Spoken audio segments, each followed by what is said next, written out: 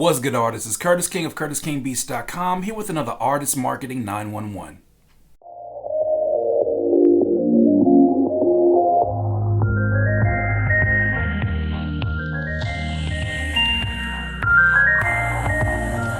Artists, today we're going to talk about a golden opportunity that a lot of independent artists miss out on or they don't fully take advantage of, and that is interviews. Interviews come in many different shapes or forms. That can be blog interviews, that can be podcast interviews, that can be radio interviews, internet radio interviews. They come in many shapes or form, but I feel like a lot of artists underutilize or maybe don't even understand what their role is in the promotion of your project as well as building a fan base. So we're going to touch on a few key points. The most important being, how can you use these interviews as an opportunity to build your fan base? Because I truly feel that this is where fans are truly made, when they're able to see you just in normal conversation and in your element. The reason I feel that interviews are so important, because I feel that it gives your audience a perspective that they can't normally get just through music. With music, you have 3-minute opportunities for them to hear one story or maybe just a stream of consciousness as you're writing all of these ideas down. They don't really have an opportunity to know who you are behind the music. Interviews are perfect for that, whether that's written interviews, internet radio interviews, or podcast interviews. These are perfect opportunities to let people know what kind of individual you are. As much as it may appear that this is an opportunity for the person that's interviewing you to basically ask their questions, really what's happening in this situation, because it's for an audience and because it's for the consumption of an audience, really what's happening is that you are having a grand opportunity to answer questions that are generally questions that a normal fan or a normal music listener would have and want to ask of you. You want to answer questions definitely for the interviewer, but you want to make sure that you're answering these questions in a way that really addresses a potential fan base. So any interview that I've had, I look at it as an opportunity to really spread my ideology, spread the things that I believe in, the things that I hold so true to me, spread my morals, and the things that really define the foundation of my music, and more than just my music, but who I am. Interviews also allow you opportunities for vulnerability as well as relatability. Vulnerability is important. Vulnerability is you saying, look, I'm dope at what I do. I'm a great artist. All of that and the above, but I'm also a human being. I also have insecurities. I also have doubts. It's basically that opportunity to show people, look, I'm relating to you on a human level. I go through a lot of the same things that you do. I may have a different line of work, but at the same time, I'm still a human being and I deal with a lot of the same things that you do, which also translates to relatability. Because think about how many artists that maybe you heard their music and you were kind of lukewarm on their music until you heard an interview with them and you got to really know the stories behind the music or the stories behind the individual. When you hear something they say and it becomes this Instagram quotable or it becomes this meme or whatever the case may be, these opportunities are created in these interviews if you're using them to their full advantage. Interviews also show your authenticity. They show how real you are. You can say it 1,000,001 times in a song, but if you don't look like or appear to be the individual that your music represents, you're not going to gain fans in this particular platform. They're going to look at you as somebody who is basically like an actor. You can play these different roles in your music, but as soon as they go to an interview, you just don't appear to be the person that you're representing yourself to be. But if you are that person, this is a great opportunity to show the general audience that, yo, look, this is what I am. This is who I am. This is what I stand for. And I am 100% that guy all the time. And then I'm 100% not that guy all the time. Sometimes it's an advantage to show some kind of contradiction in you because, the average human being is just a walking contradiction. You think about an individual like Tupac, for instance, and I'm a huge Tupac fan, but we know Tupac was probably one of the most intelligent artists that we've ever come in contact with, but then he did some ignorant stuff at the same time. And it's just that balance of being a human being and really being pulled by two different sides of your personality or two different sides of who you are as a human being. And that to me is human. And these interviews give you an opportunity to be perfectly human.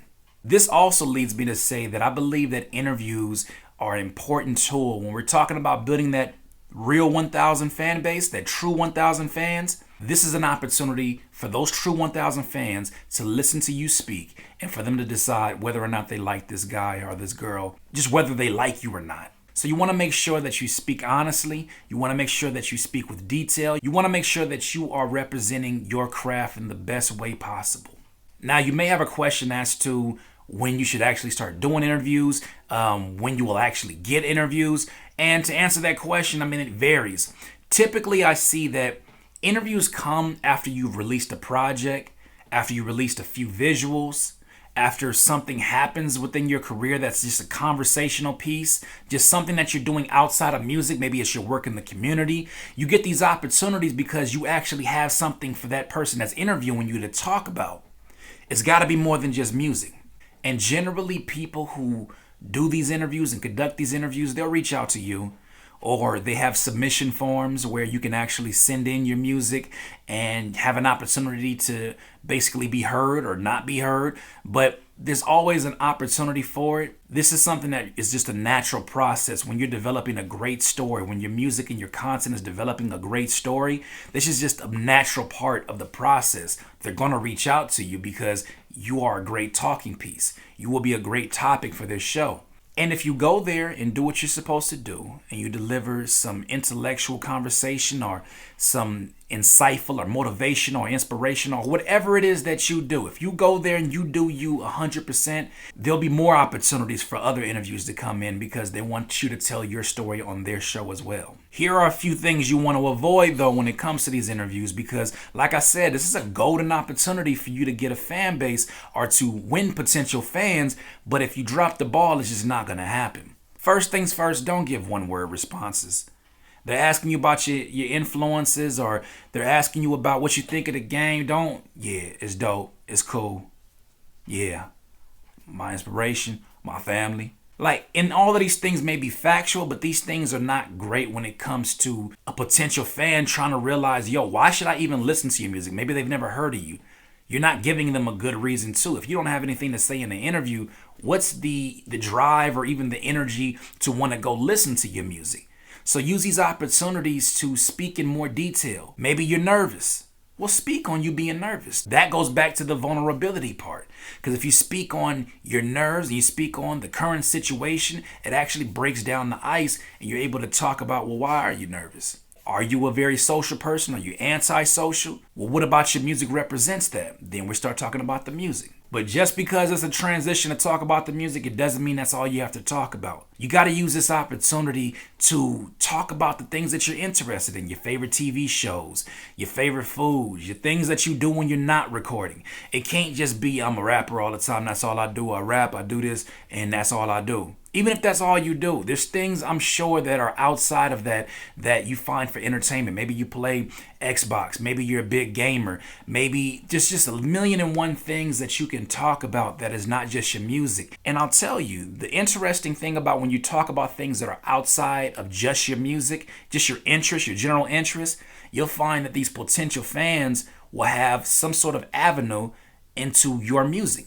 So say, for instance, you're a huge Game of Thrones fan and you express that in an interview and you're talking about in detail about how you feel like the next season is going to present this. But guess what? Somebody who's a fan of that TV show already and is a fan of hip hop now has an opportunity to have some kind of a talking point or an interest point to now enter into your world. Hey, he's a rapper that's a Game of Thrones fan. That's pretty dope. You know what? Let me see what his music is about. Maybe he mentions the characters, or maybe we have more things in common. So try your best, even when you're asked music-related questions, to just tell more about your life. You being an artist is just one part of your story. There's so much more about you.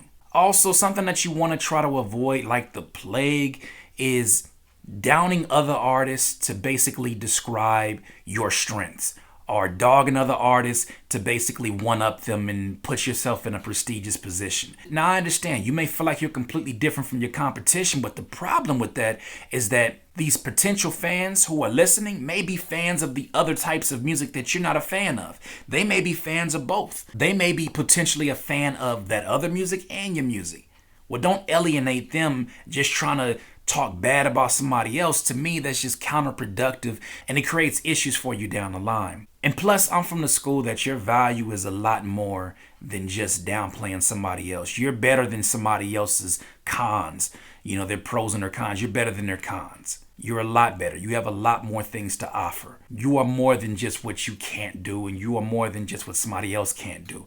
So instead of downplaying somebody else's lowlights, well, just give more light to your highlights. And I understand there's some of you out there that You have no filter, you have no chill, and you basically want to express yourself to its ultimate capacity. By all means, if you're going to go the route of controversy, all that I say is make sure that it's something that is worth you having to speak on 10 years from now. If you're going on these interviews and you're just saying something crazy for the sake of saying something crazy, make sure it's not something that 10 years from now you're going to be embarrassed about having to still defend and talk about. So in conclusion, artists, when it comes to these interviews, they're golden opportunities to win potential fans. Be on time. Be on time. Be yourself. Be prepared. And that could easily be having your rhymes ready or having your 16 bars ready. That could be just ready to answer whatever questions they're going to ask you. And remember that you are more than just a musician. You are more than just a rapper. You're more than just an artist. You're a human being with a lot of interest, with a lot of philosophies on what this thing you call life is all about. Share those philosophies. Share them with potential fans and people who could potentially be the way that you're able to make a living off of this. But do not miss your golden opportunity when it comes to radio interviews, internet radio interviews, podcasts, written interviews. Don't worry about people who don't read. The people who do read are going to read that thoroughly and they're going to see what you're all about. So make sure that wherever you are, you're doing your absolute best to be impeccable with your word. Make sure that you're doing your absolute best to speak with confidence and to speak with authenticity as it relates to your music. These are my thoughts. I would love to hear your thoughts. This has been another Artist Marketing 911, Curtis King of CurtisKingBeats.com.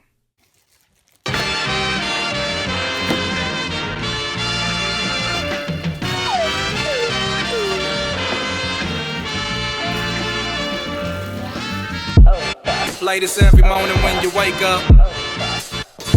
Oh, gosh told me not to sing on this, but I promise you, I feel like mystical. Hey, come on, let me get this. Curtis King with 2 S's, Beats.com.